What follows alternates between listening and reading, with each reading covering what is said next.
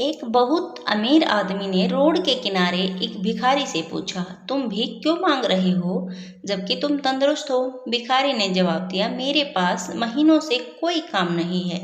अगर आप मुझे कोई नौकरी दें तो मैं अभी से भीख मांगना छोड़ दूं। अमीर आदमी मुस्कुराया और बोला, मैं तुम्हें नौकरी तो नहीं दे सकता, लेकिन मेरे पास इससे भी अच्छा कुछ है। क्यों नहीं तुम मेरे बिजनेस पार्टनर बन जाओ? भिखारी को इस कहे पर यकीन नहीं हुआ। ये आप क्या कह रहे हैं? क्या ऐसा मुमकिन है? हाँ, मेरे पास एक चावल का प्लांट है। तुम चावल बाजार में सप्लाई करो और जो भी मुनाफा होगा उसे हम महीने के अंत में आपस में बांट लेंगे। भिखारी की आंखों में आंसू निकल पड़े। आप मेरे लिए भगवान के दूत बनकर आए, मैं किस कदर आपका धन्यवाद अदा करूं। फिर अचानक वो चुप हुआ और कहा, हम मुनाफे को कैसे बांटेंगे? क्या मैं 20% और आप 80% लेंगे, या मैं 10% और आप 90 लेंगे? जो भी हो, मैं तैयार हूँ और बहुत खुश हूँ। अमीर आदमी ने बड़े प्यार से उसके सिर पर हाथ रखा और कहा, मुझे मुनाफे का केवल 10% चाहिए, बाकी 90 तुम्हारा, ताकि तुम तरक्की कर सको।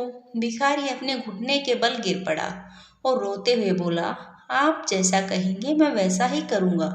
मैं आपका बहुत आभारी हूँ। और अगले दिन से भिखारी ने काम शुरू कर दिया। उम्दा चावल और बाजार से सस्ते और दिन रात की मेहनत से बहुत जल्द ही उसकी बिक्री काफी बढ़ गई।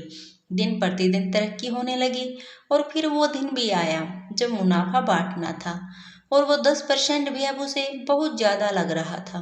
उतना उस भिखारी ने कभी सोचा भी नहीं था। अचानक एक शैतानी ख्याल उसके दिमाग में आया कि दिन रात मेहनत मैंने की है और उस अमीर आदमी ने तो कोई काम भी नहीं किया सिवाय मुझे अवसर देने के। मैं उसे ये 10% क्यों दूं? वो इसका हकदार बिल्कुल भी नहीं है। और फिर वो अमीर आदमी अपने नियत समय पर मुनाफे में अपना हिस्सा 10% वसूलने आया। और भिखारी ने जवाब दिया, अभी कुछ हिसाब बाकी है, मुझे यहाँ नुकसान हुआ है, लोगों से कर्ज की अदायगी बाकी है। ऐसे शक्लें बनाकर उस अमीर आदमी को हिस्सा देने से टालने लगा।